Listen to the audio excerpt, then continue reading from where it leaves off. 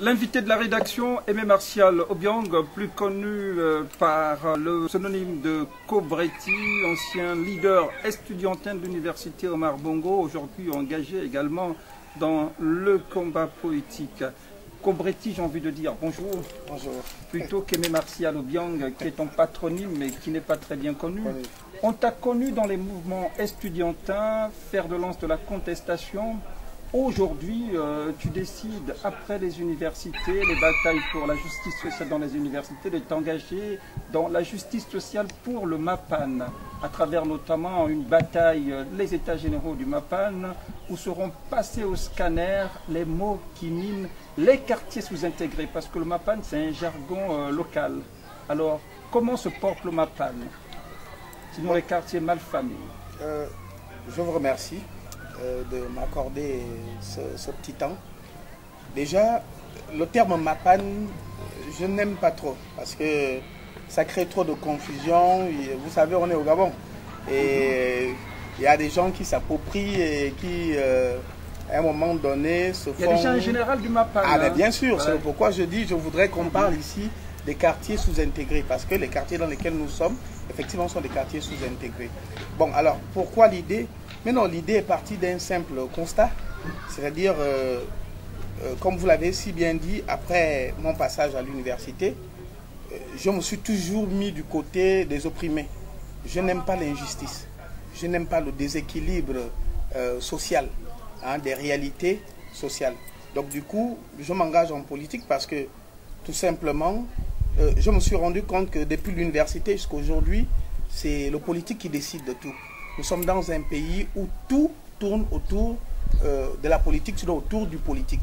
Mais votre bataille de tenter de tordre le bras à la Malvie dans le MAPAN, est-ce que ce n'est pas une bataille perdue d'avance? Non, ça ne peut pas être une bataille perdue d'avance. Parce que si vous avez bien suivi la déclaration lue par le président du comité, nous avons dit que ceux qui nous gouvernent, si je peux me permettre de citer le président de la République et notamment le gouvernement et les adjoints qui sont comme des maires, notamment le maire central et les maires des communes telles qu'Akanda et Ovendo, sont normalement nos employés. Naturellement. Ce sont nos employés. En principe, quand on est président de la République, c'est des gens qui vous ont désigné, d'accord, par un programme que vous avez présenté.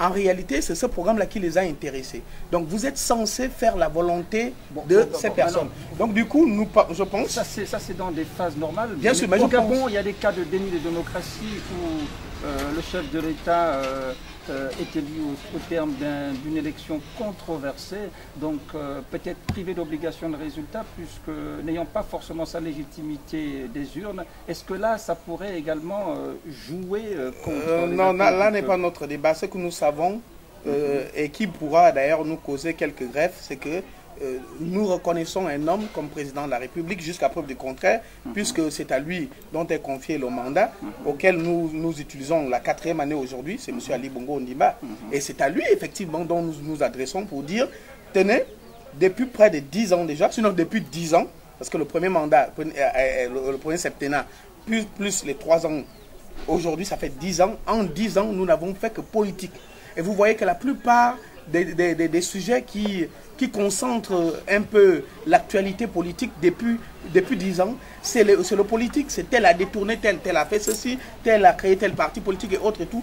Pendant tout ce temps, les vrais employeurs, dont nous, le peuple, qui vit d'ailleurs près de 60%, sinon plus de 60% de la population gabonaise, je vous cite les données publiées, le rapport publié tout récemment par le FMI, qui disait que plus de 60% des Gabonais vivent en dessous de 600 francs jour. Donc ça veut dire quoi? On ne va pas accepter qu'Ali Bongo est le président de la République. Entre-temps, c'est à lui qu'on a confié le mandat et entre-temps, c'est lui qui gère, c'est lui qui signe, c'est lui qui prend des décisions au nom du peuple gabonais. Et c'est effectivement à lui et à son équipe, c'est-à-dire ses collaborateurs, que nous interpellons pour leur dire, mais tenez, il reste 3 ans. 3 ans, soit pour renouveler, 3 ans, soit pour décider autrement. Donc, on va leur dire tout simplement... Le contrat bien sûr, non, pas, indéterminé. Non, le contrat, il est durée déterminée puisqu'on parle de 7 ans. Donc, quand on arrive à la 7e année, il est censé... Si rien n'est fait, il pourrait être résilié. Mais si vous suivez bien, effectivement, le fond des états généraux des quartiers sous-intégrés, c'est que nous voulons, n'est-ce pas, nous savons que ça pourra susciter tous les greffes du monde, comme j'ai dit, parce que nous allons réveiller des morts, c'est-à-dire aller en profondeur. Réveiller les vieux démons, comme on dit. Les vieux démons, merci. Aller en profondeur pour montrer, peut-être qu'ils ne voient pas jusqu'à preuve du contraire, nous allons faire des expertises en organisant cette caravane qui sera lancée dans 2 jours, une caravane qui pourra durer plus d'1 mois. Nous allons parcourir tout Libreville, les 6 arrondissements. Passer au scanner les mots qui minent. Merci.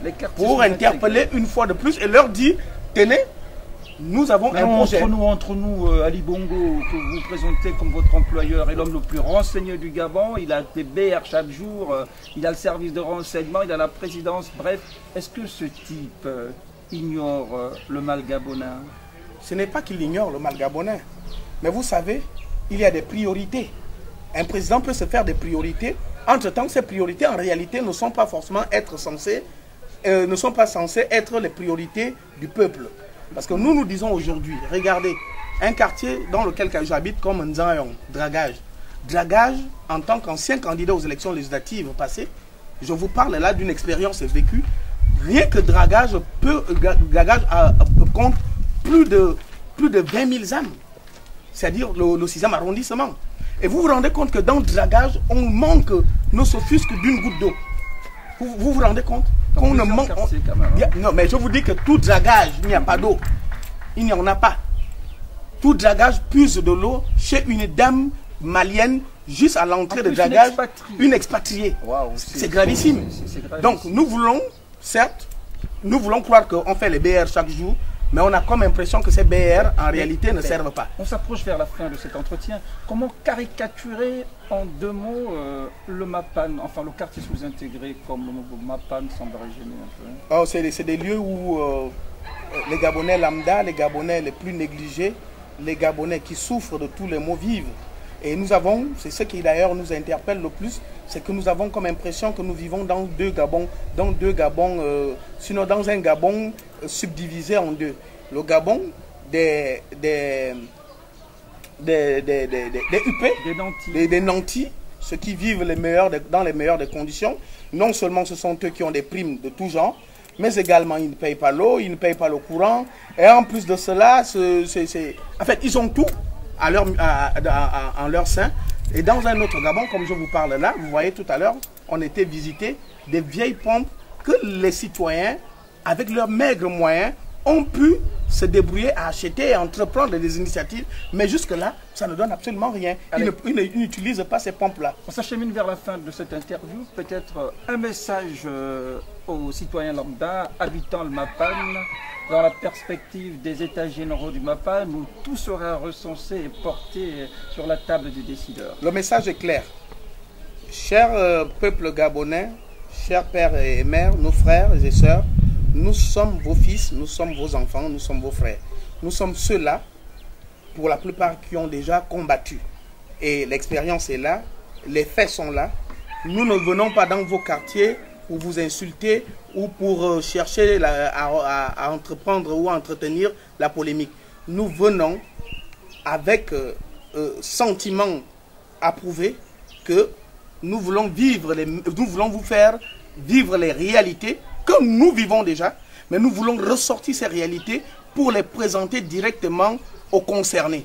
Donc nous demandons tout simplement un accueil particulier à ce que cette caravane que nous allons engager, qui pourra s'étendre à 1 mois, que nous soyons effectivement la bienvenue et nous allons d'une manière ou d'une autre faire un compte rendu global parce que les états généraux des quartiers sous-intégrés, ça se définit en 2 étapes. La première étape, c'est la caravane que nous allons organiser pour, n'est-ce pas, enregistrer les différents maux, les difficultés, les malaises, et le congrès, c'est-à-dire la grande organisation, la grande soirée qui tiendra compte du rapport général et qui fera état de tous ces mots. Voilà. Eh bien, Martial Obiang, Cobretti pour les intimes. Merci. Merci d'avoir répondu à ce numéro. C'est moi qui vous remercie. C'est moi qui vous remercie. Ok, merci.